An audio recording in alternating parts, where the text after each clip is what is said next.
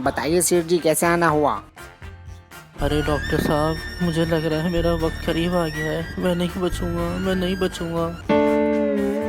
अरे सेठ जी, आप बिल्कुल भी घबराइए मत, बताएं मुझे क्या प्रॉब्लम है, मैं चेक करता हूँ।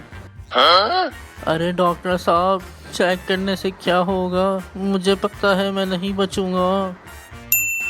अरे आप बिल्कुल भी नहीं घबराइए, आपका टेस्ट होगा, टेस्ट के बाद जो रिपोर्ट आएंगी उसको चेक करके बताते हैं आपको क्या प्रॉब्लम है। अरे डॉक्टर साहब, जितने मर्जी चाहे आप टेस्ट करवा लीजिए, मुझे पता है मैं नहीं बचूंगा। अरे सेठ जी, आप हौसला रखिए, आपको बेहतरीन दवाई देंगे, आप जल्द ठीक हो जाएंगे। अरे डॉक्टर साहब, दवाई मुझ पर क्या असर करेगी? मुझे पता है मेरा वक्त करीब आ गया है, अब मैं नहीं बचूंगा।